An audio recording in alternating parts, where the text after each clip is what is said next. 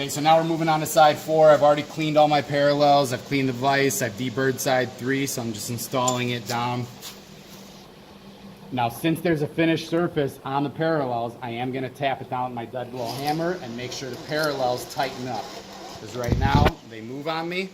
So I'm going to tap it down. And right now, they lock up, so they don't move anymore. So now I'm going to do the same thing as I did on side 2, essentially. I'm going to take a 10,000ths cut, measure it, figure out how much I have left to go based off my blueprint, and then take the rest of the material until I hit the finished size.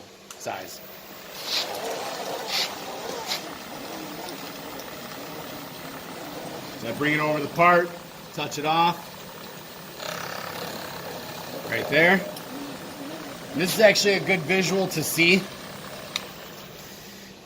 how even though I touched off, it's only cutting on one portion of the part. And that's the whole point of what we're doing, is we're squaring this piece up because it does not come from the factory or from the plant square and parallel. And so since we cut this little piece, it didn't cut over here, it shows us that this edge is not flat. And so that's what we're going to do, is clean it up right now by taking 10,000ths. Go to 10 and take this cut real fast just so I can get a measurement surface. Side 4 is flattened out, so I'm going to go ahead, grab my caliper and get a measurement over here. And you're going to see that there's actually quite a bit of material we're going to have to remove. And so I'm going to get on there, make sure I'm nice and square with my caliper. And my reading right now is 3.493. And so if I do the math on that, that's going to end up being 243 thousandths I have to remove. So you're going to have to do multiple passes here. And since your maximum cut is 50 thousandths, we're going to 3.25. And so right now, to get from 3.25 up to 3.493, it's 243 thousandths. So if I break that down, that's going to be 4 50 thousandths cuts, which is a total of 200.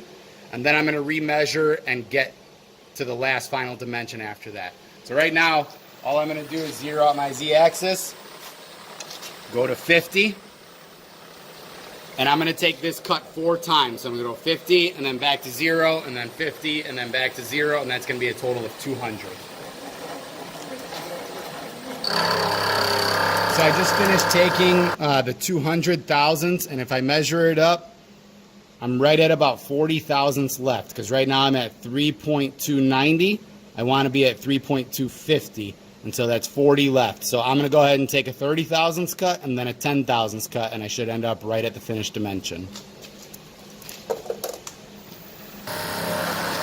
Okay, so I'm finishing up my finish pass, my last 10 thousandths, and then I'll measure it one more time, verify that I hit the target that I was looking for. And as long as I did, I'm done with side number 4. Make sure everything's nice and clean. And now if I look,